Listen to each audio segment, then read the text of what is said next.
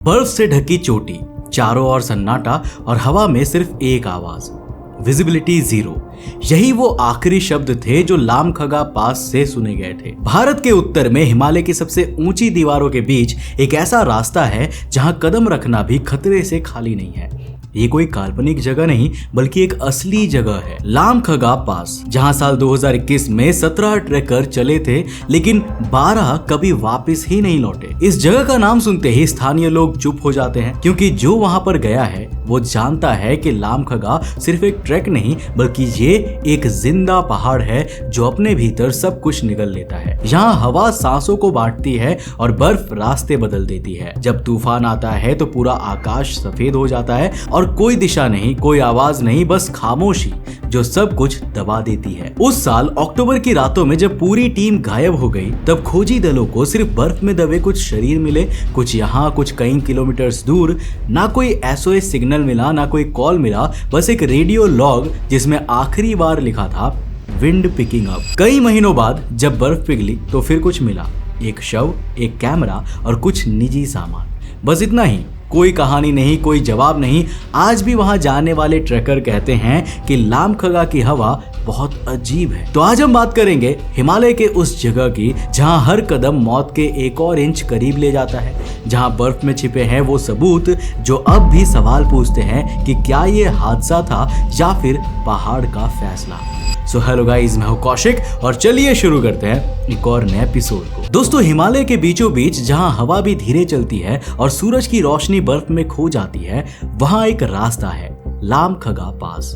यह जगह उत्तराखंड के हर्षिल और हिमाचल के चिटकुल गांव से जुड़ती है। ऊंचाई लगभग 5282 मीटर, तापमान कई बार -20 डिग्री से नीचे और मौसम इतना बदलने वाला कि हर पल नया रूप ले लेता है। ये वही जगह है जिसे स्थानीय लोग मौत का रास्ता कहते हैं, क्योंकि यहाँ पर एक कदम की गलती जिंदगी और मौत के बीच की दूरी तय कर देती है। अक्टूबर 2021 की शुरुआत में इसी रास्ते पर 17 लोगों की एक टीम निकली थी।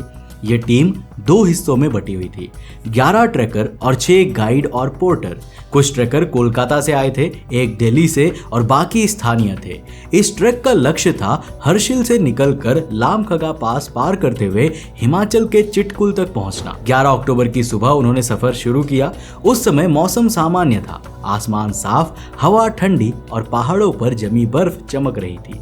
किसी को अंदाजा नहीं था कि कुछ दिनों बाद यही बर्फ उनका सबसे बड़ा दुश्मन बन जाएगी। तो शुरुआती 3 दिन सब कुछ सामान्य रहा। टीम रोज आगे बढ़ती रही, रात को टेंट लगाती और अगले दिन फिर चल पड़ती। 17 अक्टूबर को वे पास के सबसे ऊंचे हिस्से की ओर पहुंच गए, लेकिन दोपहर तक अचानक बादल नीचे उतर आए, तापमान गिरने लगा और हवा की गति कई गुना बढ़ गई। उसी शाम तेज बर्फबारी शुरू हो गई और जल्द ही पूरा क्षेत्र सफेद धुंध में गायब हो गया। रेडियो पर उनकी आखिरी कॉल शाम 7 बजे दर्ज की गई, visibility zero, wind picking up. उसके बाद संपर्क हमेशा के लिए टूट गया। 19 अक्टूबर को 6 लोग किसी तरह वापस बेस कैंप पहुंच गए। उनके कपड़े भीगे हुए थे और चेहरों पर डर साफ झलक रहा था। उन्होंने बताया कि बाकी टीम बर्फीले तूफान में फंस गई है। तुरंत रेस्क्यू ऑपरेशन शुरू हुआ। ITBP, SDRF और आर्मी के जवानों ने मिलकर सर्च मिशन शुरू किया, लेकिन खराब मौसम के कारण हेलीकॉप्टर नहीं उड़ पाया। अगले दिन जब बर्फ कुछ कम हुई तब बचाव दल पैदल आगे बढ़ा। 21 अक्टूबर को जब सर्च टीम पास के पास पहुंची तो उन्होंने बर्फ में कुछ काले धब्बे देखे। पास जाकर देखा तो वो इंसानी शरीर थे। 5 ट्रैकर मृत मिले, सभी अलग अलग जगहों पर एक दूसरे से दूर। किसी का बैग 10 किलोमीटर दूर पड़ा था तो किसी की स्टिक आधी बर्फ में गड़ी हुई थी। ऐसा लग रहा था जैसे उन्हें हवा ने चारों दिशाओं में बिखेर दिया। 22 अक्टूबर को 2 और शव मिले और 2 लोगों को जिंदा निकाला गया। उन जिंदा बचे लोगों ने बताया कि बर्फीला तूफान इतना तेज था कि कुछ समझ में ही नहीं आया। कुछ ही मिनट में चारों ओर बस सफेद अंधेरा था। किसी ने किसी को नहीं देखा। ठंड इतनी थी कि शरीर सुन्न पड़ गया। कुछ साथी वहीं पर गिर पड़े और फिर कोई उठा ही नहीं। 24 अक्टूबर तक कुल 12 लोगों की मौत की पुष्टि हो चुकी थी।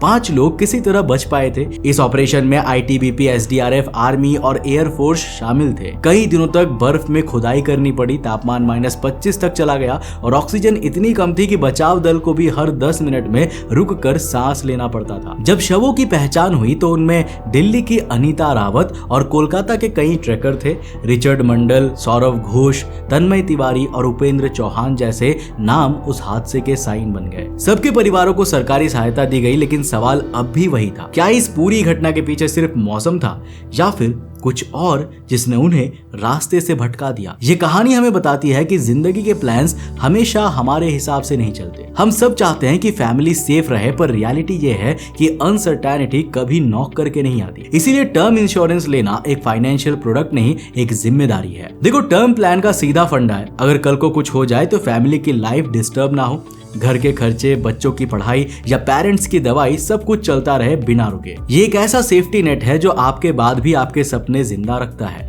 पर क्वेश्चन ये है कि इतने ऑप्शंस के बीच आखिर कौन सा प्लान चूज करें?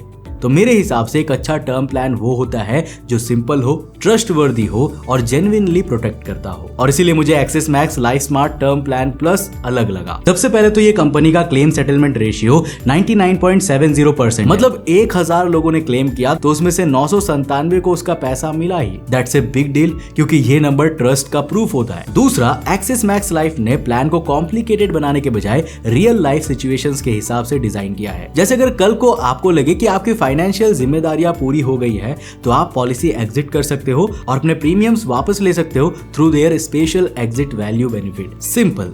और एक्सिस मैक्स लाइफ ने एक और पावरफुल प्रॉमिस दिया है 3 घंटे में क्लेम सेटलमेंट गारंटी का। मतलब जब फैमिली क्लेम करती है, कंपनी 3 घंटे के अंदर इनिशियल पे आउट प्रोसेस कर देती है फॉर एलिजिबल क्लेम्स। इस मोमेंट में टाइम और पैसे दोनों प्रीसियस होते हैं और ये फीचर इंश्योर करता है कि फैमिली को तुरंत सपोर्ट मिले बिना अननेसेसरी डिले के। और सबसे अच्छी बात, ये प्लान आपके साथ ग्रो करता है। जब आप सिंगल हो, शादी होती है, बच्चे होते हैं, आप अपनी कवर अमाउंट बढ़ा सकते हो। मतलब एक ही प्लान आपके पूरे जर्नी के साथ अडेप्ट होता है। और हाँ, एक्सिस मैक्स लाइफ पिछले 20 साल से इंडिया की ट्रस्टेड कंपनीज में से एक है। एक्सिस बैंक और मैक्स फाइनेंशियल सर्विसेज का जॉइंट वेंचर 33,000 करोड़ से ज्यादा प्रीमियम कलेक्ट करके उन्होंने एक चीज प्रूव कर दी है कि लोग उन पर अपना ट्रस्ट रखते हैं। End of the day, insurance का मतलब है पीस ऑफ माइंड। और अगर आप भी चाहते हैं कि आपके बाद भी फैमिली की लाइफ नॉर्मल चले तो axis max life smart term plan plus जरूर चेक करो। लिंक डिस्क्रिप्शन बॉक्स में दिया गया है। तो उत्तराखंड और हिमाचल सरकारों ने बाद में पूरे इलाके को अस्थायी रूप से बंद कर दिया। अधिकारियों ने कहा कि मौसम ने धोखा दिया, लेकिन स्थानीय गाइड ने कहा लामखगा में मौसम नहीं, पहाड़ तय करता है कि कौन लौटेगा और कौन नहीं लौटेगा। ये हादसा भारत के पर्वतीय इतिहास का एक दर्दनाक अध्याय बन गया। ना कोई टेक्निकल गलती, ना नेविगेशन फेलियर, फिर भी 17 लोगों में 12 जिंदगियां हमेशा के लिए वहीं पर रह गई। उस सफेद सन्नाटे में अब भी कोई नहीं जानता कि आखिरी रात उन्होंने क्या देखा था, किस दिशा में चले थे और क्यों कभी वापस नहीं आए। पर आपकी और मेरी तरह वैज्ञानिकों को भी ये जानने की इच्छा थी कि आखिर उन हाइकर्स के साथ उस दिन हुआ क्या था, जिसके लिए पहाड़ियों में एक अभियान लॉन्च किया गया ताकि वो जान सके कि क्या इस हादसे में कोई पैरानॉर्मल एक्टिविटी यानी भूतिया शक्ति थी या फिर नेचर और प्रकृति थी। तो बर्फ की पहली परत के नीचे जब सूरज की किरणें पहुंची तब लामखगा पास फिर से जागा। इस बार वहां पर्यटक नहीं बल्कि वैज्ञानिक और राहत कर्मी पहुंचे जो समझना चाहते थे कि ये पहाड़ इतना घातक क्यों है। आईटीबीपी की टीम ने जून 2022 में उस इलाके की दोबारा जांच की जहां पिछली बार ट्रैकिंग दल गायब हुआ था। उन्होंने एक लाश और कुछ निजी सामान बरामद किए जिनमें कैमरे, कपड़े और बूट शामिल थे। शव को 10 किलोमीटर तक बर्फ में लाद कर नीचे लाना पड़ा ताकि पुलिस पहचान कर सके। ये वही क्षेत्र था जहां अक्टूबर 2021 में भारी बर्फबारी ने 12 जिंदगियां रोक दी थी। तो वैज्ञानिकों ने जब उस जगह का टेम्परेचर और जियोमैग्नेटिक मेजरमेंट्स लिए तो पाया कि लामखगा पास सामान्य हिमालय पासेस से बहुत अलग है। यहाँ ग्लेशियर लगातार खिसकते रहते हैं जिससे जमीन के नीचे क्रीप नाम की धीमी हरकत होती है। ये बर्फ धीरे धीरे नीचे सरकती है और अपने रास्ते में जो भी होता है उसे धीरे से दबा लेती है। इसी वजह से कई बार किसी व्यक्ति या वस्तु का निशान अचानक गायब हो जाता है। आईआईटी रुड़की और वादिया इंस्टीट्यूट ऑफ हिमालयन जियोलॉजी ने बाद में बताया कि इस क्षेत्र की बर्फ में फ्रीज थॉ साइकिल्स बहुत तेज है। सिंपल वर्ड्स में, दिन में बर्फ का पिघलाव और रात में जमाव, इस प्रक्रिया से छोटे छोटे क्रैक्स बनते हैं जो फिर बड़ी दरारों में बदल जाती है। कभी कभी ये दरारें किसी रास्ते के ठीक नीचे खुल जाती है और इंसान को पता भी नहीं चलता कि उसके नीचे की जमीन खोखली हो चुकी है। अब इसी जगह की एक और चुनौती है हवा की डेंसिटी। तो 5000 मीटर की ऊंचाई पर होने के कारण ऑक्सीजन समुद्री स्तर से लगभग 40% कम होती है।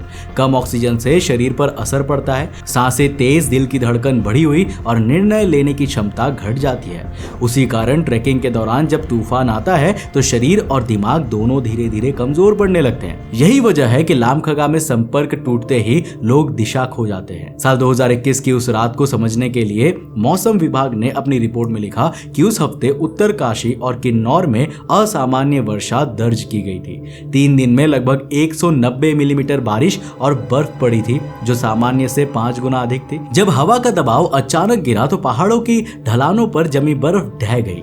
इसे स्नो स्लैब फेलियर कहा जाता है और यही सबसे खतरनाक स्थिति होती है, क्योंकि ये धीरे धीरे पूरे रास्ते को बहा ले जाती है। राहत टीमों को वहां हर जगह इस तरह के चिन्ह मिले, जगह जगह फिसलन के निशान, बर्फ की असामान्य परतें और दबे हुए ट्रैकिंग स्टिक्स। उन्होंने रिकॉर्ड किया कि कुछ इलाकों में एवेलांच डिपोजिशन जोन बना था, जिनमें सर्च करने पर कई शव मिले, जिन सबको बाहर निकालने में हफ्तों लग गए। इसके बाद जियोलॉजिस्ट ने लामखगा के पास एक टेम्पोररी ऑब्जर्वेटरी लगाई। वहां लगे सेंसर्स ने बताया कि अक्टूबर से जनवरी के बीच इस क्षेत्र में बर्फ की मोटाई हर महीने औसतन 60 सेंटीमीटर बढ़ जाती है। मतलब जो भी चीज एक बार सतह के नीचे चली जाए वो अगले सीजन तक पूरी तरह दफन हो जाती है। इस डेटा से पता चला कि खोज दलों को उन ट्रैकर्स की लाशें ढूंढने में इतनी मुश्किल क्यों हुई, क्योंकि बर्फ लगातार बदल रही थी। स्थानीय लोगों ने भी वैज्ञानिकों को चेताया कि लामखगा के ऊपर के इलाके में हवा की दिशा अक्सर उल्टी चलती है। ये काटाबैटिक विंड कहलाती है, जो ग्लेशियरों से नीचे आती ठंडी हवा होती है।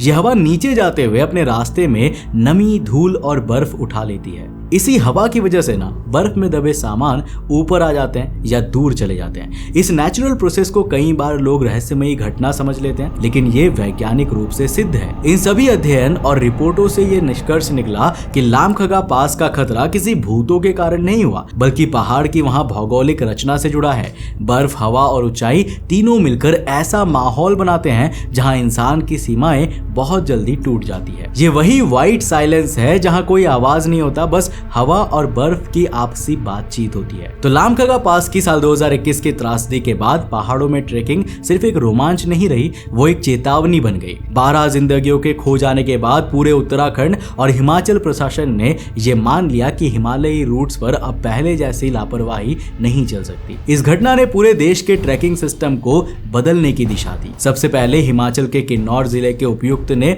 25 अक्टूबर 2021 को एक आदेश जारी किया। इस आदेश के तहत लामखगा पास समेत सभी ऊंचाई वाले ट्रैकिंग रूट्स पर तुरंत प्रतिबंध लगा दिया गया। यह आदेश आपदा प्रबंधन अधिनियम 2005 की धारा 34 के तहत जारी किया गया था। स्थानीय प्रशासन ने साफ कहा कि जब तक सुरक्षा मानकों और मौसम निगरानी प्रणालियों को मजबूत नहीं किया जाता, तब तक किसी भी ट्रैक को अनुमति नहीं दी जाएगी। कुछ महीनों बाद हिमाचल प्रदेश सरकार ने नई गाइडलाइंस जारी की। इन गाइडलाइंस में कहा गया कि अब कोई भी ट्रैक तभी शुरू होगा जब उसका ऑनलाइन पंजीकरण, स्थानीय प्रशासन से अनुमति और प्रशिक्षित गाइड की उपस्थिति सुनिश्चित हो। हर ट्रैकिंग ग्रुप को अब सैटेलाइट फोन, जीपीएस ट्रैकर और बेस रिपोर्टिंग सिस्टम के साथ रजिस्टर करवाना अनिवार्य कर दिया गया। इससे पहले कई ट्रैक बिना किसी निगरानी या मौसम पूर्वानुमान रिपोर्ट के शुरू हो जाते थे, जो इस हादसे का एक बड़ा कारण माना गया। इस हादसे से देश ने यह सीखा कि प्रकृति हमेशा इंसान से बड़ी है। चाहे तकनीक कितनी भी आगे क्यों ना चली जाए, हिमालय की ऊंचाई और उसकी चुप्पी अब भी वही है, ठंडी, कठोर और चेतावनी भरी। लामखगा पास आज भी खामोश है, लेकिन उसके बर्फ के नीचे दबी वो सच्चाई हर खोजी दलों को याद दिलाती है कि हिमालय कभी भूलता नहीं, और यही सच्चाई जिंदगी के लिए भी लागू होती है। कभी कभी हम सोचते भी नहीं है कि कल क्या होगा, इसीलिए जैसे एक ट्रैकर अपने सेफ्टी मेजरमेंट और गाइड्स पे रिलाई करता है, वैसे ही आप अपनी फैमिली के फ्यूचर के लिए axis max life smart term plan plus जैसा ट्रस्टेड प्लान पर रिलाई कर सकते हो। लिंक डिस्क्रिप्शन बॉक्स में दिया गया है, जा करके चेकआउट जरूर करना। एक स्मार्ट डिसीजन जो आपके लव्ड वंस के लिए लॉन्ग टर्म प्रोटेक्शन का प्रॉमिस बनता है। उम्मीद है कि ये वीडियो आपको काफी पसंद आई होगी। अगर पसंद आई तो इस वीडियो को लाइक कर देना, अपने दोस्तों के साथ जरूर शेयर करना। अगर आप नए हो चैनल पे तो चैनल को सब्सक्राइब करने के साथ साथ नोटिफिकेशन बेल ऑन कर देना। और अगर आपको ये वीडियो पसंद आए ना, तो मैं आपको रिकमेंड करूंगा कि आप अगली वीडियो इसे जाकर जरूर देखना, जिसमें हमने बात किया है एक ऐसे वेडिंग के बारे में जो कि एक हॉरिफिक वेडिंग में कन्वर्ट हो जाता है। आखिर कैसे एक प्रेमी जोड़ा जो शादी करते हैं, उनकी नई शादी एक भूत बर्बाद कर देता है। जानने के लिए इस कहानी को जाकर देखना, बहुत इंटरेस्टिंग है। मैं मिलता हूं आपको नेक्स्ट एपिसोड के साथ, तब तक के लिए बाय, जय हिंद।